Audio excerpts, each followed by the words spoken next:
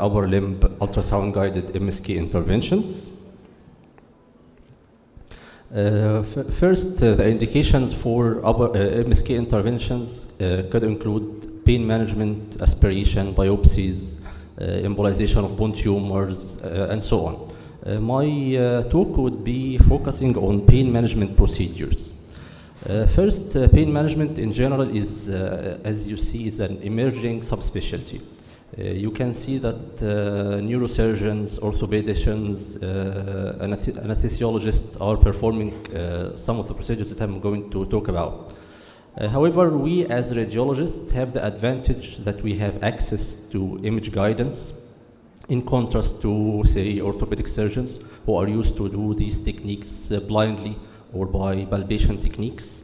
We have access to CT, fluoroscopy, ultrasound, so we can be more accurate.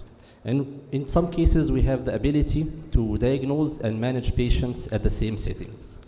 Of course, in discussion with the other clinicians in the clinical team. First, the prerequisites to perform these procedures. First, we need to have interventional skills. We need to know how to guide our needles by ultrasound. We need to have good knowledge in MSK radiology, and we need to have clinical skills. Clinical skills and ultrasound knowledge are needed because as clinicians, we have an active role in patients' management.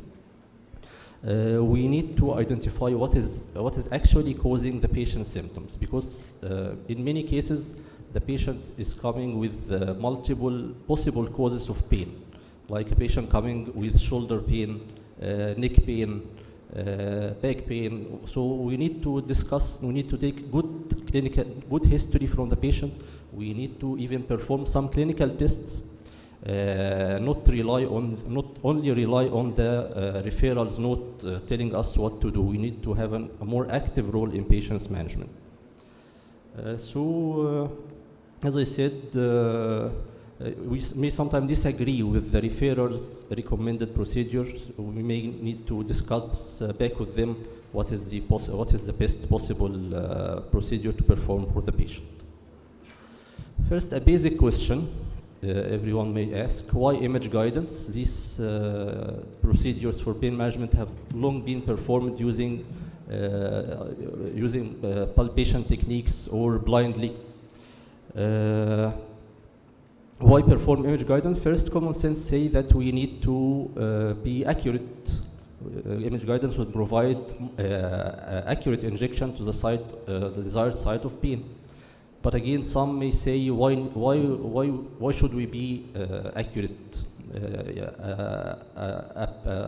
An injection at a site adjacent to the site of pain may achieve the same clinical result. Some even say that an intramuscular injection, general intramuscular injection of steroid may achieve the same result. However, now evidence is being built up that accurate injection leads to better results for the patient. But again, the main issue is accurate diagnosis means a better result. The diagnosis of the real cause of pain for the patient is the key to reaching to relief of the patient's pain. Then what to inject? Keep it simple. The most commonly used mixture is steroids and local anesthetic. There are other injectases that can be used, but they generally have the same efficacy as the cheap and more available steroids and local anesthetics. Now let's start with the topics of our talk. I will be overviewing possible procedures that can be done at the shoulder, elbow, wrist, and hand. Starting with the shoulder, we can offer patients pulsar injections, injections for rotator cuff tendinosis, calcific tendinitis, bicipital tenosynovitis, intra-articular injection, and suprascapular nerve block. First is subacromial bursal injection.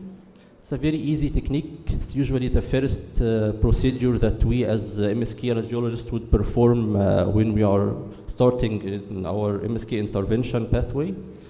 We have to examine the patient, of course. The patient would be unable to abduct his arm or have painful abduction.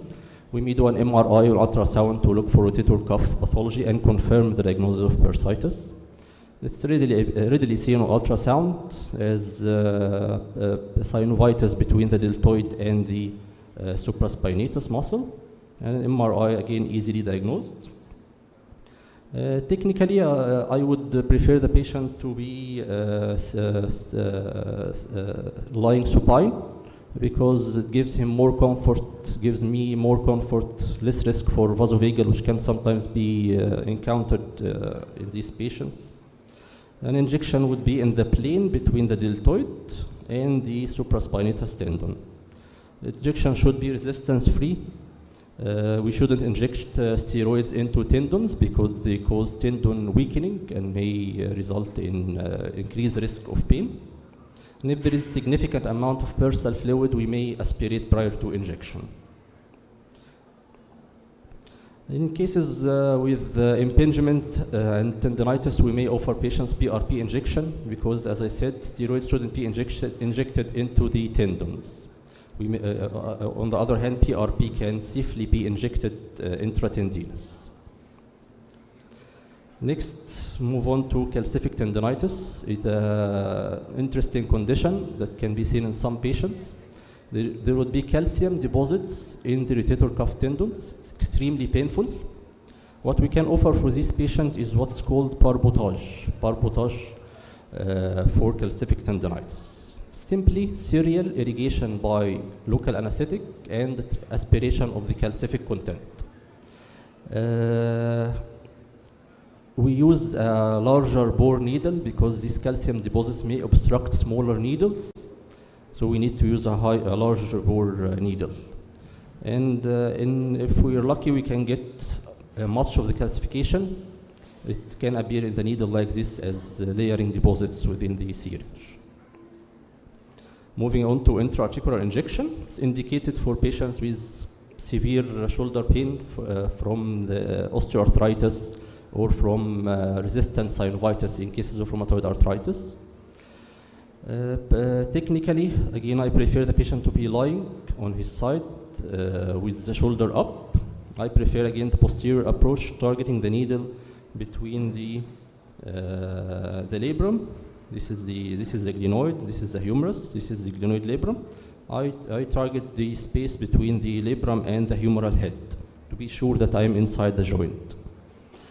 Of course, the main indication for glenohumeral injection in practice is actually performing MRI arthrography, but again, can be set as a pain management technique for cases of osteoarthritis. Next is suprascapular nerve block. The suprascapular nerve is a branch from the brachial plexus that gives motor supply to the supra and infraspinatus muscle and sensory supply to the shoulder joint capsule. So it's a mixed nerve. In cases of severe osteoarthritis, hemiplegic shoulder pain, adhesive capsulitis, we can offer patients this type of injection in order to relieve pain and improve their ability to do physiotherapy procedures. By ultrasound, this is the view that I would like to get. I would put the probe on the upper part of his shoulder. This is the supraspinatus, and this is the scapula. I will look for this depression, the suprascapular notch. This is where the suprascapular nerve and artery would be passing. And then it's a simple procedure of getting the needle there and injecting my favorite mixture of anesthetic and corticosteroids. Of course, the pain relief in most cases would not be long-lasting, maybe 1 to 2 months, maybe longer, maybe shorter. But if the patient showed improvement on suprascapular nerve block, I can offer him radiofrequency ablation. Ablation would be pulsed radiofrequency ablation, because as you know, there are 2 types of RFA for nerves, the pulsed and the thermal. The technologist on your side, when you're going to do a nerve ablation, would ask you whether you would want a pulsed or a continuous or thermal. So pulsed RFA is more preferred in mixed nerve, because it doesn't affect the motor nerve function of the nerve. On the other hand, pure sensory nerves, we can safely do thermal or continuous RFA. But in the case of suprascapular nerve, as it is a mixed nerve, we use pulsed RFA. This provides much longer relief than the simple block. Next, elbow interventions. We can do tennis or go for elbow injection, intra-articular injection, and injection of bicipitoradial bursa. Tennis elbow, simply a patient would present with pain at the site of the common extensor tendon that can be elicited when we ask the patient to extend his elbow, do wrist pronation and flexion. The pain would be elicited at the site of the common extensor tendon to confirm the diagnosis. We can inject steroids or PRP. However, PRP is preferred again in the setting of intratendinous injection because there are reports that steroids can cause tearing of the common extensor tendon or injury of the lateral ligament leading to elbow instability. So PRP is preferred in this situation. Bicipitoradial bursitis is a rare entity, but when it can be seen, it can simply be managed by ultrasound-guided aspiration and injection. And finally, the wrist and hand. We can offer treatments for tenosynovitis, trigger finger, and we can perform intra-articular injections. Regarding tenosynovitis, we most commonly encounter decurvent tenosynovitis, which is tenosynovitis of the first extensor tendon compartments at the lateral side of the wrist. These are the abductor pollicis longus and extensor pellucis brevis tendons. On clinical examination, we can ask the patient to flex his fingers around his thumb and perform forceful ulnar deviation of the wrist. This is how we would elicit the pain. And on ultrasound, we would see thickening plus or minus fluid within the tendon sheath. Then we can go on with injection. Injection again should not be inside the tendon, but rather within the tendon sheath. The tendon sheaths usually have limited capacity, so 1 cc volume of the fluid would be enough to fill the tendon sheath. And the rest would be probably be extravasated outside the tendon sheath. So no need to use large volume of fluid. Trigger finger is a peculiar clinical entity in which the patient would complain of limited finger movement that is suddenly released on manipulation, like a trigger. It triggers like the trigger of the gun. It is caused by thickening of what is called the A1 poly. It's a system of fibrous tissue that lies at the volar aspect of the flexor tendons. The fibrosis of the most proximal one, or the A1 poly, causes this condition. What we do is going through with our needle, either in the axial or longitudinal plane. First doing dry needling, trying to break up the adhesions. We can even, with some device, we can do release of this A1 poly. Again, dry needling, then injection of small amount of our injectate to fill the tendon sheath, as you see here. Improvement may not be sudden. It would take time to fully recover the patient's function, usually 1 week or so. But in our experience, and we are actually doing research, that it provides faster relief and more prolonged relief than blind injections. Finally, intra-articular injection. We can do injection for the radial unit or the small joints of the finger. It's actually much easier than it sounds, than it looks like. Most of these patients, we do these patients when they have arthritis or synovitis.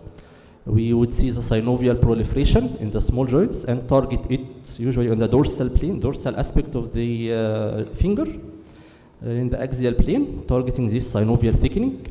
And it provides again rapid relief and resolution of symptoms. These patients would be rheumatoid patients, resistant synovitis, not improving on systemic treatment, and these injections can help relieve their symptoms rapidly.